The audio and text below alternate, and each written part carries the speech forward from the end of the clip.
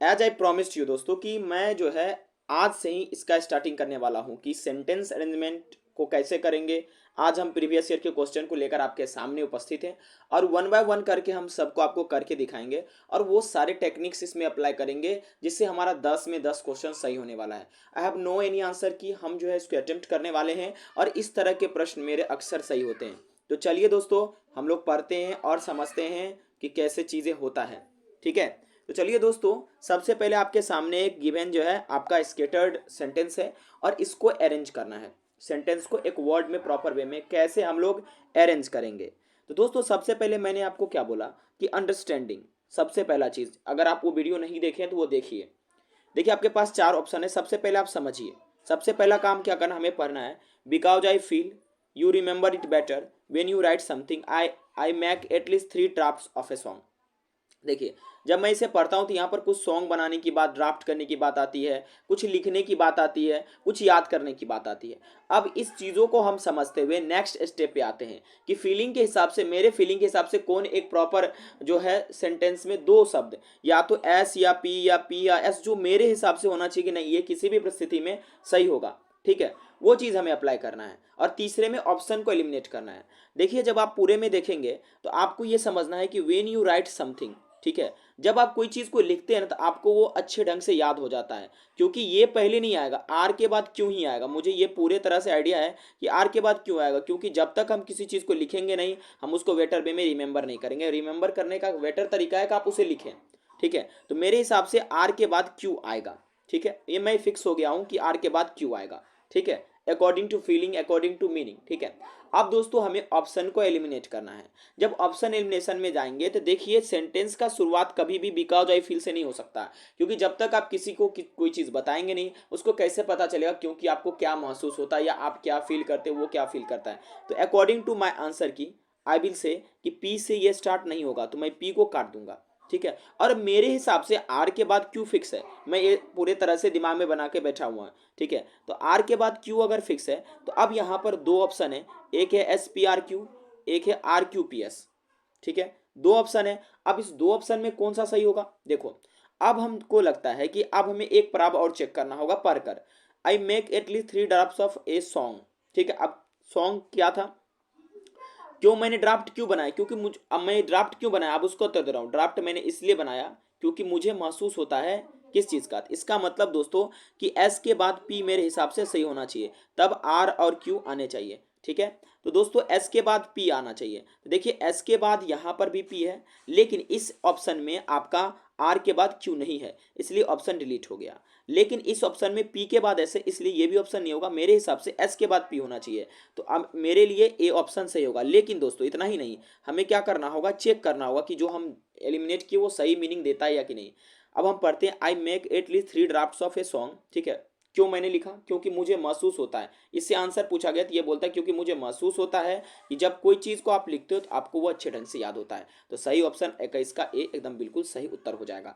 तो आपको ये चीज़ें अप्लाई करना है, सबसे पहले समझना है। समझने के बाद दोस्तों क्या करना है, उसमें आपको फील करके एक कोई अरेंजमेंट प्रॉपर में पकड़ना है और उसके बाद ऑप्शन को एलिमिनेट करते हुए जाना है। Now let us begin. देखिए a gunman who held a hostage demanded ransom of 10 lakh for hours in the shop. यहाँ पर कुछ कह रहा है कि एक कोई गनमैन है, कोई डकेट टाइप का आदमी है, कोई हॉस्टेज को पकड़ लिया है, 10 लाख की फिरौती मांग रहा है। ये चीज़ें दिमाग में आ गया, हम इसको समझ लिए। अब हमको इसे क्या करना है, फीलिंग के हिसाब से एडजस्ट करना है। अब समझिए कैसे एडजस्ट करेंगे। देखिए सबसे पहला number A gunman who held. अच्छा हु हेल्ड किसको, अब यहाँ से उत्तर पूछेंगे किसको, फीलिंग के हिसाब से किसको पकड़ा। किसी को तो पकड़ा होगा, नहीं तो गन को पकड़ा होगा। ठीक है, वो तो गन पहले से पकड़ के रखा है। यहाँ पर तो कह रहा है किसी को हेल्ड किया, किसको, एक हॉस्टेज को। इसका मतलब दोस्तों क्यू के बाद आर मैंने फिक्स कर दिया कि भैया क्यू के बाद आर होगा। ठीक है, मैंने पूरा नहीं पढ़ा, मेरे हिसाब से क्यू के बाद आर होना चाहिए, ये मेरा टेक्निक है, सब में अप्लाई होगा, क्यू के बाद आर होगा। अब आपको चेक करना है कि किस प्रकार से आप ऑप्शन को एलिमिनेट कर सकते हैं। अब ऑप्शन एलिमिनेशन पे आइए। देखिए कभी भी सेंटेंस ऐसे स्टार्ट नहीं होगा for arts in the shop, कभी भी आपने सुना भी नहीं होगा, कुछ ना कुछ रीजन दिया जाता तब जाकर ये सारे अंतिम में लगाए जाते हैं। शुरुआत में बहुत रेयरली ऐसे स्टार्ट होता, ना ही के बराबर। तो इसलिए दोस्तों पी हमारा शुरू होगा नहीं, क्योंकि पी के तुरंत बाद आर कहीं से सही सटीक नहीं बैठता है। For arts in the shop A hostage, ठीक है, कोई सटीक नहीं बैठता है। क्यू के बाद आर हमें चेक करना है किस किस में है। तो इसमें भी क्यू के बाद आर नहीं है, इसमें भी क्यू के बाद आर नहीं है, तो मेरे हिसाब से सी ऑप्शन सही हो जाएगा। लेकिन अब हमें चेक भी करना है कि क्या मैंने जो सी ऑप्शन सही किया वो सही है या गलत है दोस्तों। देखिए दोस्तों, जब आप देखिएगा तो ए गनमैन हु हेल्ड, ठीक है, ए होस्टेज, ठीक है, उसके बाद डिमांडेड रेंजम ऑफ 10 लाख, ठीक है, 4 आवर्स इन द शॉप, ठीक है। तो यहाँ पर पी के बाद दोस्तों देखिए क्या होगा, एस होगा, ए गनमैन हु हेल्ड, ठीक है, उसके बाद जो हो आपका दोस्त होगा ए होस्टेज, उसके बाद है आपको 4 आवर्स इन द शॉप, किसको जो पकड़ के रखा था होस्टेज को, कहाँ पर रखा था पकड़ के घंटों तक, तो एक शॉप में। उससे वो क्या डिमांड किया, तो उससे 10 लाख का फिरौती डिमांड किया। तो मेरे हिसाब से दोस्तों इसका सही उत्तर होना चाहिए QRPS, ठीक है। आप भी बताइए पढ़ के, ठीक है। ये मैं अपने हिसाब से अरेंज कर रहा हूँ, ठीक है, लेकिन आपको यही मेथड को अपनाना है, ठीक है। Now let us understand this. देखिए अब 23 नंबर पे आते हैं। फिर से मैंने क्या बोला कि सबसे पहले understanding, okay, then after emotion को अटैच करना है कि हाँ भैया ये तो मुझे लगता ही होगा। उसके बाद ऑप्शन एलिमिनेशन, UEO, ये मेथड को अपनाना है, तब आपका एक भी गलत नहीं होगा। Living in Russia, no grammar, कोई ग्रामर का इन्वॉल्वमेंट नहीं। Living in Russia country immediately Ukraine has urge its citizen to leave the. अब देखिए एक बात तो तय है कि यहाँ पर जब मैंने पढ़ा तो मुझे लगा कि भाई यूक्रेन जो है अपने नागरिकों को कह रहा है, जो रसिया में रहता है उसको कुछ ऐसा कह रहा है कि तुम वहां से भागो, ठीक है। तो मेरे हिसाब से यूक्रेन हैज अर्ज सिटीजन, ठीक है। सिटीजन कहाँ के, सिटीजन तो यहाँ के भी होंगे, सिटीजन उनके क्या बोलते हैं, उनके घर के भी होंगे सिटीजन, वो रसिया में रहने वाले होंगे। तो यहाँ पर चर्चा किया उस सिटीजन के बारे में जो रसिया में रहते हैं। तो मेरे हिसाब से आर के बाद पी फिक्स है, कुछ नहीं बदल सकता। अगर आर के बाद पी नहीं आया तो मैं गलत हूँ, मुझे फिर से ट्राई करना पड़ेगा, ठीक है, क्योंकि अंत में मैं करूंगा ना उसका मीनिंग भी निकालूंगा, जिससे मैं पकड़ लूंगा कि मैं गलत हूँ कि मैं सही हूँ। अब हमें ऑप्शन को एलिमिनेट करना है। सेंटेंस की कभी भी शुरुआत पी से नहीं हो सकती है। लिविंग इन रसिया, जब तक कुछ आप रीजन नहीं देंगे, आप नहीं कहेंगे कि लिविंग इन रसिया, बताइए क्या है कैसे, पी से स्टार्ट नहीं होगा, कि पी के बाद तुरंत आर आएगा नहीं। Living in Russia Ukraine has urge citizen, नहीं, ठीक है, रसिया में रहकर यूक्रेन सिटीजन को कैसे अर्ज कर सकता है, ठीक है, ये तो होगा नहीं। उसके बाद आर के बाद पी, इस ऑप्शन में भी आर के बाद पी नहीं है। अब इसमें भी आर के बाद पी नहीं है, क्योंकि इसमें पी के बाद आर है, इसलिए बी नंबर ऑप्शन मेरा सही होगा। लेकिन दोस्तों हमें एक बार रीचेक में भी जाना है पढ़कर।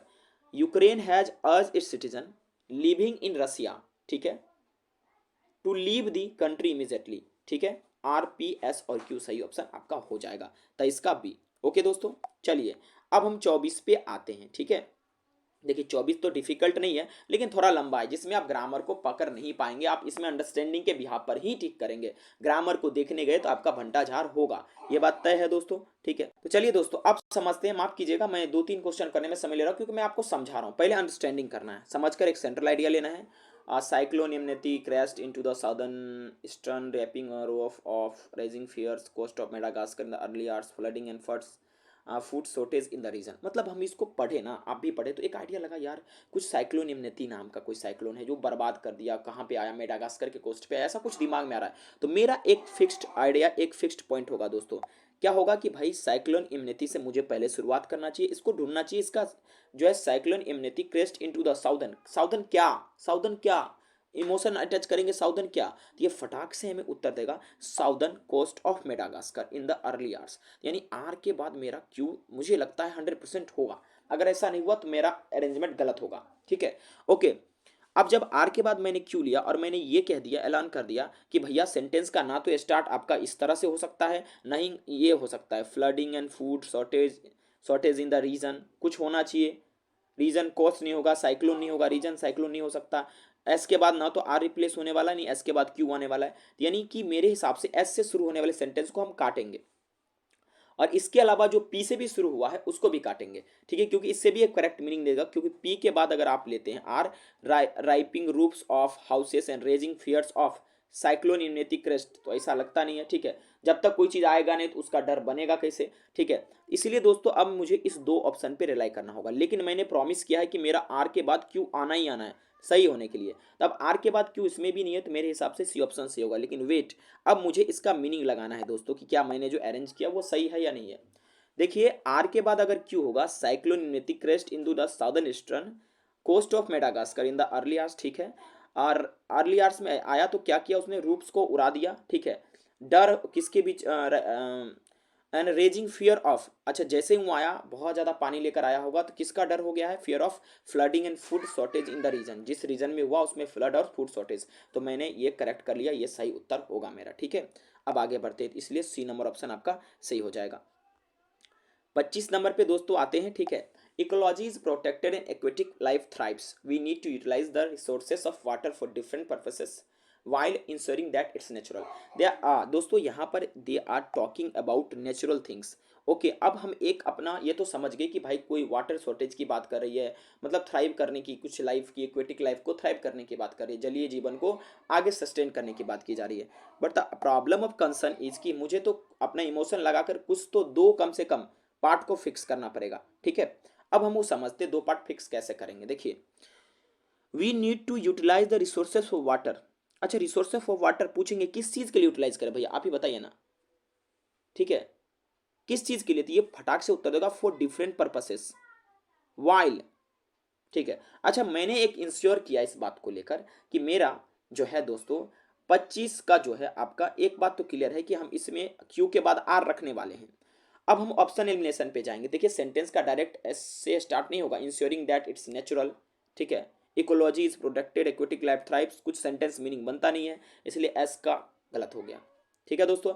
अब टॉकिंग अबाउट पी, क्या पी से स्टार्ट हो सकता है? Ecology is protected, aquatic life thrives, उसके बाद पी फॉर डिफरेंट पर्पसेस, नहीं ये भी नहीं हो सकता, ठीक है। अब दोस्तों मैंने दो ऑप्शन काटा, मैं फिक्स करके रखा हूं कि क्यू के बाद आर आएगा, मैं वैसे भी इस दोनों को काट सकता था। तो अब इसमें क्यू के बाद आर नहीं है, तो एक बच जाता है मेरे पास दोस्तों, क्या कि अब क्यू आर एस पी, लेकिन अंत में मुझे मीनिंग भी लगाना है, तो मैं पढ़ रहा हूं, ठीक है। We need to utilise the resources of water for different purposes while, उसके बाद इंश्योरिंग, ठीक है, that's it's a natural, ecology is protected, okay, and aquatic life thrives, इसका जो नेचुरल इकोलॉजी है वो प्रोटेक्टेड और इक्वेटिक लाइफ थ्राइव करे, इसीलिए हम लोगों को वाटर का जो मतलब यूटिलाइजेशन सही से करना चाहिए।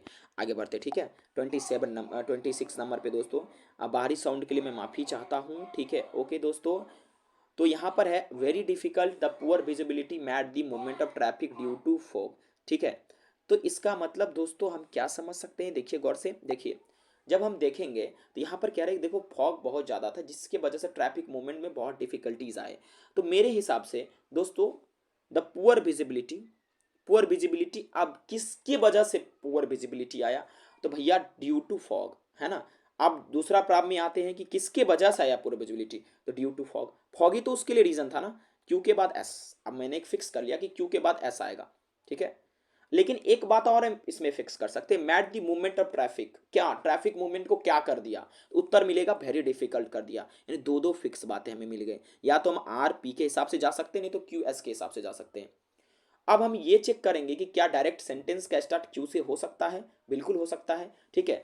अब यहाँ पर ये चेक करना क्या डायरेक्ट सेंटेंस का स्टार्ट आर से हो सकता है, नहीं हो सकता है, क्योंकि वर्ब डायरेक्ट आकर स्टार्ट नहीं कर सकता है, अगर स्टार्ट करेगा तो उसको जेरंड फॉर्म में होना पड़ेगा, ये नॉर्मल ग्रामर का रूल है, वो अप्लाई नहीं करेंगे। आप इमोशन से भी देखिए, mat the movement of traffic, बिना कुछ बात किए हुए आप डायरेक्ट कह रहे हैं mat the movement of traffic, ठीक है, इसलिए आर गलत हो जाएगा, ठीक है। हाँ, एस से शुरू हो सकता है, ड्यू टू फॉग, लेकिन फिर वेरी डिफिकल्ट, ठीक है, तो आएगा नहीं, ये गलत हो गया। मैंने दो चीज़ फिक्स करके रखा कि भाई क्यू के बाद एस आने चाहिए मेरे, और आर के बाद पी, ठीक है। देखो, क्यू के बाद एस और आर के बाद पी, तो अब इसमें क्या क्यू के बाद एस है? नहीं है। हाँ, इसमें क्यू के बाद एस और आर के बाद पी, दोनों के दोनों पिकिंग पॉइंट मुझे अवेलेबल है, इसलिए 26 का डी होगा, मैंने पढ़कर भी आपको दिखा दिया। दोस्तों देखिए, आपको इसमें कहीं भी एरर लगे तो आप हमें कमेंट में जरूर बताइएगा, ताकि हम उसको सुधार कर सकें। मैं कोशिश कर रहा हूं कि अपने मन से मैं सभी बना रहा हूं, तो हो सकता है इसमें एरर आए, लेकिन मैं आपको 90% एक्यूरेसी, 99% एक्यूरेसी का देता हूं गारंटी, क्योंकि इसमें मैं बहुत कम गलती करता हूं, ठीक है। चलिए आप 27 नंबर पे दोस्तों भरते हैं, ठीक है। Avenue for the patient to indict but rarely it is the other way round, there are multiple legal the doctors. यहाँ पर कुछ मल्टीपल लेगल कुछ की बात की जा रही है, ठीक है, मल्टीपल लेगल।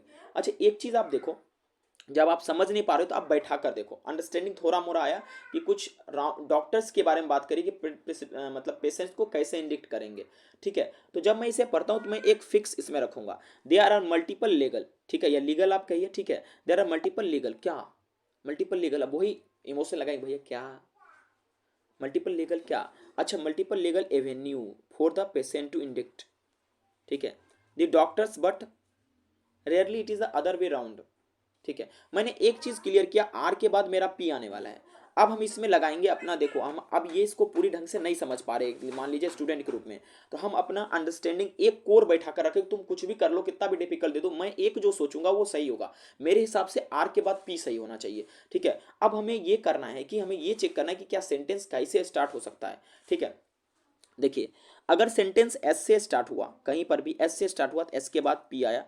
अब यहां पर मैं गलती कर दूंगा, क्यों एस के बाद पी नहीं आ सकता, थोड़ा अब लास्ट में ग्रामर को चेक कर रहे हैं, क्यों नहीं एस के बाद पी आ सकता है, क्योंकि यहाँ द डॉक्टर्स की बात की गई, अगर द डॉक्टर्स यहाँ पर सब्जेक्ट का काम किया। अब देखिए छोटे मोटे ग्रामर का रूल आप पकड़ सकते हैं, तो यहाँ पर एवेन्यूज आपका वर्ब का काम करेगा, और यहाँ पर डॉक्टर्स पुलरल सब्जेक्ट है तो वर्ब भी यहाँ पुलरल आना चाहिए, इसलिए एस के बाद पी तो मैं एलिमिनेट कर दूंगा। मैंने एक की पॉइंट रखा है कि आर के बाद पी आना चाहिए। देखो यहाँ भी आर के बाद पी है, यहाँ भी आर के बाद पी है, ठीक है, और यहाँ भी आर के बाद पी है। अब तो मैं लटक गया, फंस गया। लेकिन मुझे एक और चीज समझना पड़ेगा कि क्या सेंटेंस क्यू से स्टार्ट हो सकता है। तो नहीं, आप बिना कुछ बात के डायरेक्ट आप कह रहे but rarely is it the other way round, कैसे आप बात कर सकते, किसी को ऐसे बात करते हुए देखें, ऐसे स्टार्ट करते हुए देखें, नहीं। तो इसीलिए दोस्तों क्यू तो नहीं आएगा शुरू में, क्यू को मैं गलत करने वाला हूं। ठीक है, तो अब एक बच जाता है बी, जो कि मेरे हिसाब से दोस्तों सही उत्तर होने चाहिए। अगर आपको 10 में 10 सही लग रहे हैं तो कमेंट में जरूर कीजिएगा दोस्तों, आप खुद से भी अटेम्प्ट करके देखिए। ठीक है, क्या मैं ज़्यादा समय ले रहा हूँ? नहीं, आपको समझा रहा हूँ। ठीक है, ज़्यादा तेज़ी से मैं कर रहा हूँ। और ठीक है, 28 नंबर पे, ठीक है, flight and each person her on journey life is solo maxis, और मतलब कह रहा है जीवन के बारे में कुछ कह रहा है कि कुछ लाइफ है सोलो, अपना जर्नी के बारे में बात कर रहा है। ठीक है, अब यहाँ पर मैं एक फिक्स पॉइंट रखूंगा, जो छोटे छोटे चीज़ें उसमें आप ग्रामर पकड़ सकते हो। ठीक है, अब फिक्स पॉइंट क्या रहेगा, देखो अब सेंटेंस की शुरुआत आर से हो सकती है। ठीक है, यह बात तो पक्का है, मैं जब समझने के बाद सेंटेंस की शुरुआत एस से नहीं हो सकती, इसलिए ऑप्शन एलिमिनेट करेंगे, एस वाला को काट देंगे, पहला खत्म। एक मिनट दोस्तों, ठीक है, एस वाला को हम लोग क्या करेंगे, काट देंगे। ठीक है, अब तीन दो दो, और पी से क्या स्टार्ट हो सकता है, नहीं, पी से भी स्टार्ट नहीं होगा, क्योंकि फ्लाइट एंड ईच पर्सन नहीं होगा स्टार्ट। अब मेरे पास 50-50 का चांस है। Now we are going to do something miraculous. अब हमने एक पार्ट को पकड़ना है अंडरस्टैंड कर को, जो हाँ भैया कुछ भी हो जाए ये मेरा सही ही होगा। ठीक है, लाइफ इज सोलो। ठीक है, मैक्स हिज और हर, हिज और हर, हाँ एस के बाद दोस्तों क्यू, हिज और हर, या तो इसका नहीं तो उसकी, एस के बाद क्यू मैंने पकड़ा। मुझे लगा नहीं, ये आप गलत नहीं कर सकते, कुछ भी हो जाए आप ये गलत नहीं कर सकते हैं। एस एस के बाद दोस्तों क्यू होने चाहिए, मेरे हिसाब से एस के बाद क्या होने चाहिए, क्यू होने चाहिए। अगर एस के बाद क्यू हुआ तो अब हम ऑप्शन को काटेंगे। ठीक है, ये मेरा ऑप्शन नहीं होगा। ठीक है, ये भी ऑप्शन नहीं होगा। ये दोनों है जिसमें, इसमें पी क्यू आर एस तो ऐसा कुछ है नहीं, ये अपने आप कट गया। एस के बाद क्यू, 28 का सी।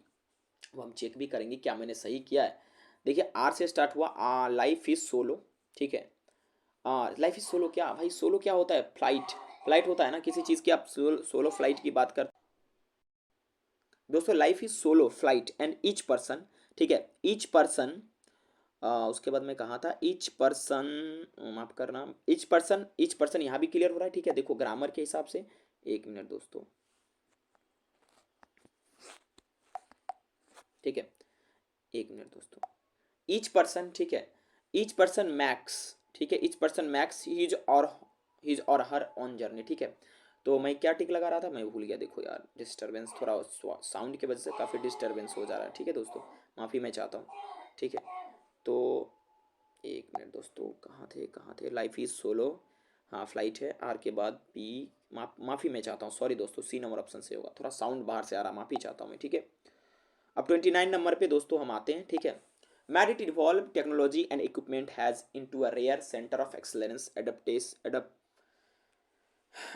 of the latest। ठीक है, एडप्टेशन होगा, एडप्टेशन। ठीक है, देखिए अब क्या हुआ, अब यहाँ से पकड़ में आ गया, मैंने कुछ पढ़ा कि भाई साहब टेक्नोलॉजी इक्विपमेंट को थोड़ा सा एक्सलेंस में ले गया है, मतलब कि नया नया टेक्नोलॉजी को अडेप्ट करने के बाद। ठीक है, तो इन चीज़ों के बारे में डिस्कशन कर रहा है। ठीक है, देखो adaptation of the latest technology, अब मैं क्लियर करके रख रहा हूँ कि एस के बाद क्यू आएगा, आएगा ही आएगा, क्योंकि लेटेस्ट टेक्नोलॉजी को अडेप्ट किया गया है। इक्विपमेंट हैज के बाद मेरे हिसाब से मैड आना चाहिए, एक दूसरा भी पकड़ में आया, क्योंकि आप ग्रामर भी यहाँ अप्लाई कर सकते हैं छोटे छोटे सेंटेंस में।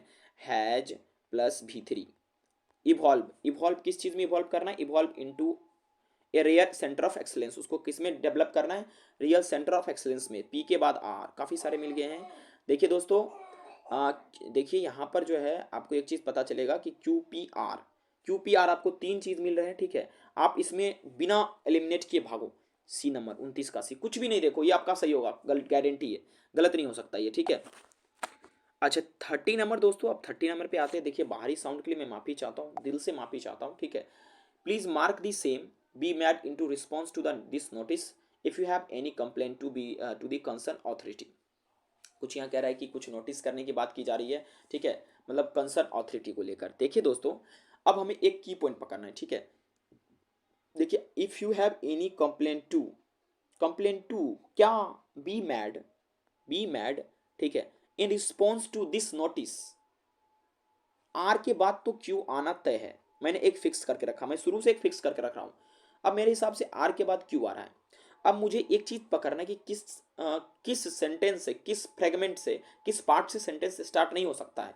तो आपका डायरेक्ट पी से स्टार्ट नहीं हो सकता, काटो पी के। डायरेक्ट आर से स्टार्ट नहीं हो सकता, हो सकता है आर से डायरेक्ट स्टार्ट। डायरेक्ट एस से स्टार्ट नहीं हो सकता, काट दो इसको। अब मेरे पास दो ऑप्शन बचा है, आर पी क्यू एस। अब मेरे हिसाब से आर के बाद क्यू आना चाहिए, तो बी नंबर ऑप्शन भी कट गया। इसलिए दोस्तों एक बचता है 30 का डी, इसलिए 30 का डी दोस्तों आपका सही उत्तर होगा। तो दोस्तों मैंने आपको 30 के 30 करवाए हैं, ठीक है।